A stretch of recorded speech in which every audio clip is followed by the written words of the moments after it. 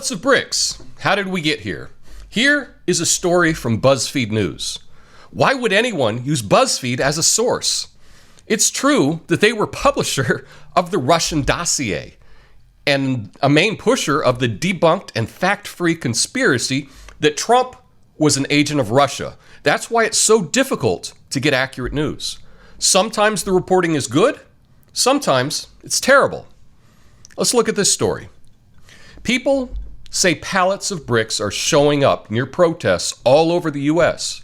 The truth is more complicated. As of now, there's no evidence to support claims of coordinated brick placements at protests. A wave of social media posts and images have claimed that the pallets of bricks have been appearing near locations of protests in cities all over the United States. This sparked rampant speculation that the bricks are part of a coordinated effort to incite violence as a way to entrap protesters and instigate chaos. BuzzFeed News has documented claims made about bricks in Boston, Dallas, Kansas City, San Francisco, and elsewhere. In several cases, bricks were placed long before protests began in the U.S., or they are clearly linked to ongoing construction. As of now, there's no evidence to support claims of coordinated brick placements at protests. However, now that the claims have spread across social media and have been amplified by the White House, it's possible that people could be inspired to start collecting and placing bricks. The article goes through a list of 16 examples, but I will highlight 3 of them. This video on Instagram went viral about a stack of bricks near the courthouse in Dallas. I confirmed that the intersection has brick crosswalks and that they are in need of repair, and I viewed the permit of the construction work. The second example is from Fayetteville, North Carolina, and this stack of random-ass bricks. The BBC News found a YouTube video showing that the bricks had been in that location since at least May 24th, the day before George Floyd died.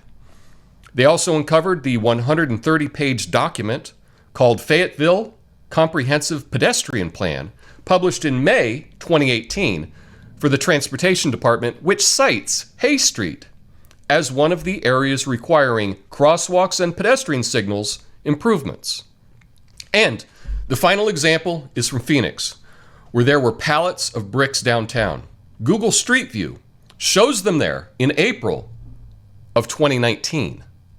Whatever you hold in your mind on a consistent basis is exactly what you will experience in your life. That's a quote from Tony Robbins. We walk around every day and don't notice a lot of things. It isn't until we focus on them that they appear. People didn't notice the pallets of bricks before the protests. And sometimes we will jump to the conclusion that makes sense to us at the time. There isn't evidence of a coordinated brick distribution. That doesn't mean that it isn't possible. Likewise, I've not seen evidence that the police involved with the death of George Floyd were racist, unless you can read minds. But that doesn't mean that they're not. Putin declares state of emergency after Arctic Circle oil spill. The BBC reports. Russia's President Vladimir Putin has declared a state of emergency after 20,000 tons of oil leaked into a river within the Arctic Circle. The spill happened when a fuel tank at the power plant near the Siberian city of Norilsk collapsed last Friday. President Putin expressed anger after discovering officials only learnt about the incident 2 days later. The plant is owned by a subsidiary of Norilsk Nickel, which is the world's leading nickel and palladium producer. And in a televised video conference on Wednesday, Mr. Putin lambasted the head of the company over the timelines of its response. Quote, "Why did the government agencies only find out about this 2 days after the fact?" he asked the subsidiary's chief. And are we going to learn about emergency situations from social media?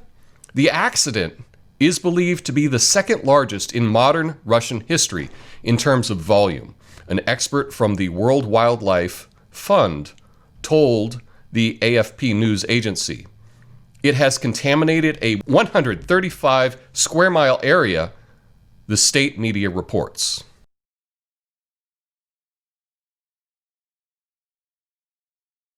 Hong Kong marks Tiananmen anniversary defying a police ban. The Minneapolis Star-Tribune reports. Thousands of people in Hong Kong defied a police ban Thursday evening, breaking through barricades to hold a candlelight vigil on the 31st anniversary of China's crushing of a democracy movement centered on Beijing's Tiananmen Square. With democracy snuffed out in the mainland, the focus has shifted increasingly to the semi-autonomous Hong Kong, where authorities, for the first time, banned the annual vigil that remembers the victims of the 1989 crackdown. Beijing is taking a tougher stance following months of anti-government protests last year in what activists see as an accelerating erosion of the city's rights and liberties. Earlier Thursday, the Hong Kong legislature passed a law making it a crime to disrespect China's national anthem. Despite the police ban, crowds poured into Victoria Park to light candles and observe a minute of silence. Many chanted "Democracy Now" and "Stand for Freedom, stand with Hong Kong." Oldest and largest ancient Maya structure found in Mexico. Reuters reports, scientists using an aerial remote sensing method have discovered the largest and oldest known structure built by the ancient Mayan civilization, a colossal rectangular elevated platform built between 1000 and 800 BC in Mexico's Tabasco state.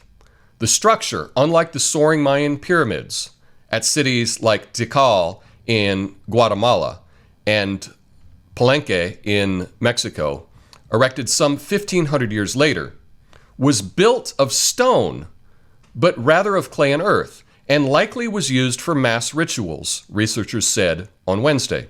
Located at the site called Aguada Phoenix near the Guatemalan border, the structure measured nearly a quarter mile wide and 9/10 of a mile long, and stood 33 to 50 feet high.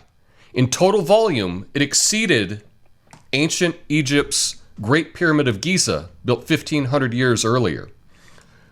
LIDAR, short for light detection and ranging, is a remote sensing technique that employs a pulsed laser and other data obtained flying over a site to generate a three-dimensional information about the shape of the surface characteristics. What was this structure used for? University of Arizona archaeologist Takeshi Inomata speculated, it is probable that many people from surrounding areas gathered for special occasions, possibly tied to calendrical cycles. So that is my news report for the day. If you think what I do has value, please do me a favor, hit the like button and share this video with someone else that may want to be informed about what's going on. Have an awesome day. Peace.